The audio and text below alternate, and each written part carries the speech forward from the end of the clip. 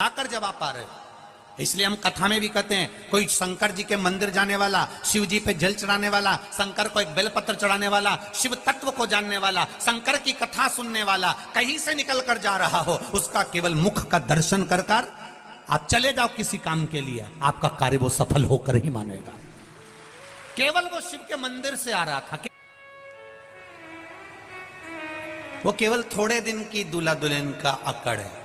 पर शिव महापुराण की कथा कहती है, जो शंकर के मंदिर जाता है, शिव के द्वार जाता है, रोज प्रतिदिन शंकर के मंदिर में जाकर एक लोटा जल चढ़ाता है या उसकी चौखट का दीदार कर कर दर्शन कर कर चला जाता है, वो उसको अकड़ नहीं रहती। वो शंकर का जो भस्म शिव के शरीर पर रहती है, वो भस्म की चमक उसके चेहरे पर जीवन भर रहती है। जीवन बाबा से करी गई प्रार्थना, दिल से करा गया निवेदन, शिव से करी गई प्रार्थना खाली नहीं। शिव कथा कहती है, भगवान देवादिदेव महादेव आज्ञा से देवता और राक्षसों ने मिलकर मंथन किया, और उस मंथन में सबसे पहले जो निकली वो गौ माता निकली, और गौ माता के बाद में जो निकला वो विष निकला। अब ध्यान देना, पहले निकली है गौ माता, उसके बाद निकला है फिर विष, ठीक है। पहले गौ माता प्राप्त हुई, फिर विष निकला, और गौ माता के बाद में जो विष प्राप्त हुआ, अर्थात उसके निकलने का कारण केवल एक था कि जब विष निकलेगा और वो विष निकलने के बाद उस विष को जो पिएगा उसका कंठ जलेगा, कंठ जलेगा। उस कंठ की जलन को अगर रोक सकता है तो कोई वो गौ माता का दूध रोक सकता है। अब आप एक बात का स्मरण जरूर करना, कल आपको कथा में कहा था कि शंकर भगवान को देसी गाय का 1 चम्मच दूध चढ़ा दो, उसमें भी मेरा देवादिदेव महादेव प्रसन्न हो जाता है। 1 चम्मच दूध से भी मेरा देवादिदेव महादेव प्रसन्न हो जाता है। 1 चम्मच। आप जब दिल से, आप जब मन से, फिर वही बात आ गई कि दिल से आपने जो कहा वो तो कहते हैं ना,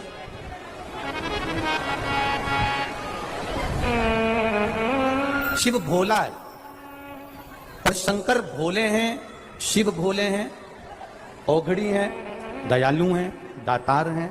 आप दिल से जब उससे कुछ कहोगे तो वो दिल से सुनता है। शंभु शरणे मांगू घड़ी रे दुख काटो, दया करीने दर्शन आपो। शंभु शरणे पड़ी मांगू घड़ी रे घड़ी दुख काटो, दया करीने दर्शन आपो। शिव कथा कहती है, आप उसकी चौखट पर गए हो और किसी के द्वार जाना, उसी के दरवाजे पर जो तुमको दिल से सुन ले, जो दिल से आपकी बात को स्वीकार कर ले, उसके यहां चले जाए।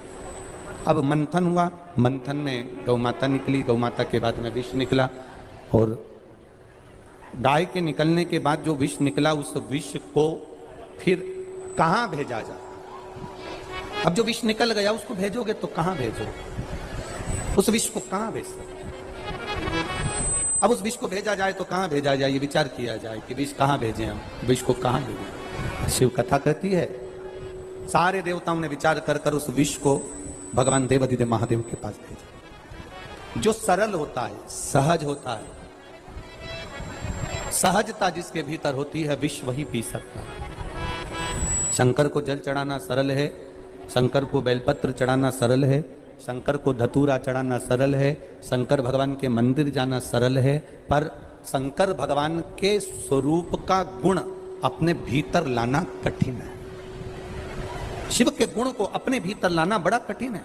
शंकर भगवान के गुण को अपने भीतर लेकर आना, शंकर का सबसे बड़ा गुण यही है कि उन्होंने विष पिया है, विष उगला नहीं है। क्या करा है उन्होंने, विष पिया, विष उगला नहीं है, उन्होंने विष को पिया।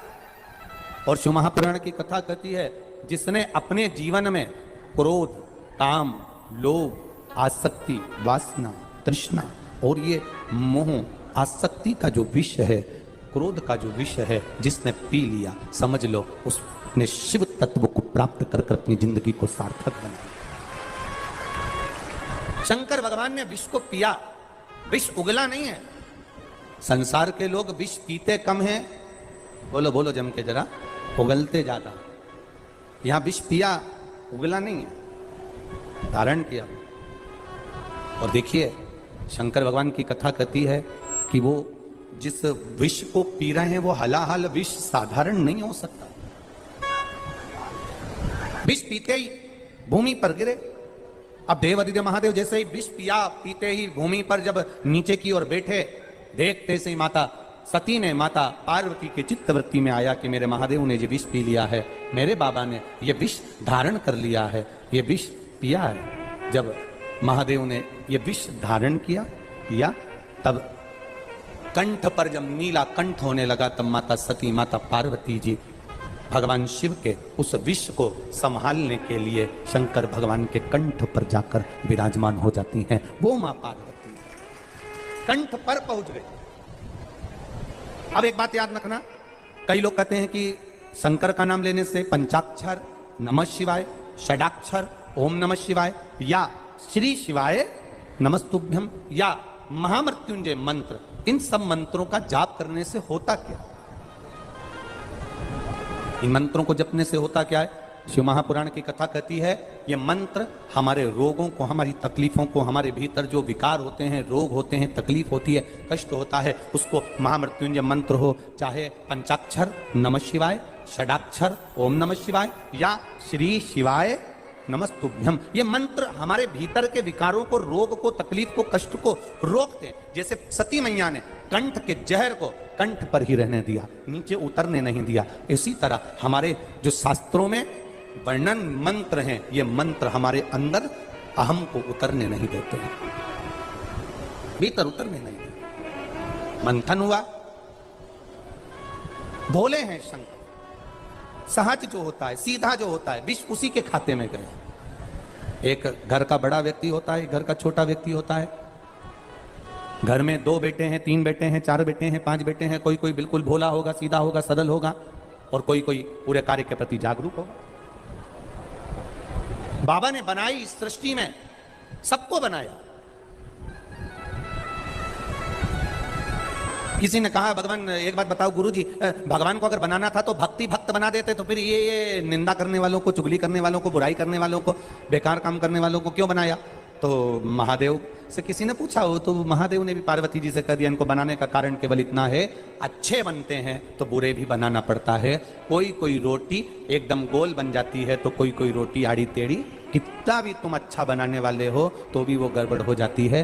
कोई कोई सब्जी अच्छी बन जाती है तो चटनी गड़बड़ हो जाती है। पूरी थाली में 10 तरह का पकवान है, सबका स्वाद अलग है। उसी तरह संपूर्ण विश्व में जितने मनुष्य रह रहे हैं सब एक जैसे नहीं हो सकते, सबका स्वभाव अलग अलग हो जाता है। बस देवादिदेव महादेव की कथा कहती है कि सबको